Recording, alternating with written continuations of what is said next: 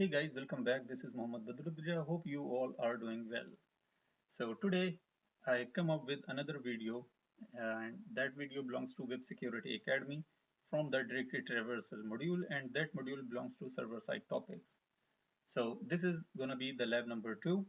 In lab number 1, we saw many things that how this vulnerability occur, what are the names, and why this vulnerability called like directory traversal or dot dot slash or directory climbing.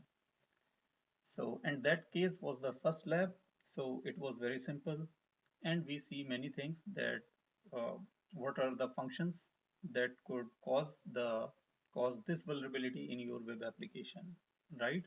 So today in this video, there is going to be a little bit different from the previous video.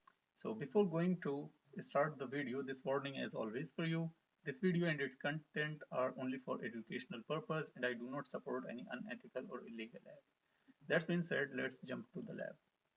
So this is lab number 2, and this lab or this web application actually vulnerable to file path traversal and traversal sequence blocked with the absolute path bypass. So as we know that this vulnerability also known as dot dot slash. So we had some pattern in the last lab to actually read the system file like etc password. Also, it depends that on which platform or on which operating system this your web application is running. If that web application which is vulnerable to file path traversal running on a Windows platform, so and you are going to exploit that, so you will check whether you can read the windows.ini file or not. And if that website is running over Linux, so you will go and check few of these files like etc password. So in this lab, what happened, the developer actually sanitize or filter this kind of pattern so that attacker will not know, but it's blocked with the absolute path bypass. Okay, so this lab contains a file path traversal vulnerability in the display of product images, right?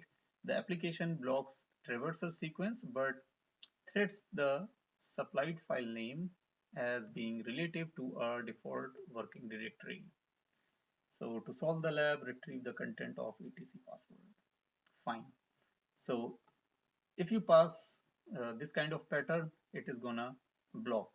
So let's go and we will see. So I'm on the home page, and basically they already told us that where we should go to exploit that vulnerability. So I'm going to view image, and as you can see, this is the directory name. So HTTPS is the protocol, that is the domain name, directory, parameter, and the value of the parameter. So here the value of the parameter is actually a file name, which is JPG. So let's try. So if I try like dot dot slash dot dot slash dot dot slash dot dot slash and etc slash password, so no such file. And even if you try anything like you increase this pattern up to 100 times, 1000 times, you are not going to get anything. But if we try the absolute path and enter, so you can see that web application trying to load the content of this file, but basically this web application is expecting an image like JPG or PNG, but this file contains text data.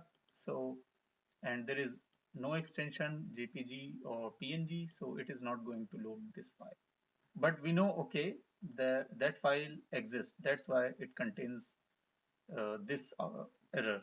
Okay, so how we will confirm that? So I'm going to start the web proxy on my browser, and I am going to just set a bit. Yeah, so going to the HTTP history, and we already set etc password, and I'm going to hit enter. So once we hit enter, we can see we have the um, request etc password. Here it cannot actually load the content of that file, but on Burp Suite in the response you can see that. Fine. So this is all about this lab.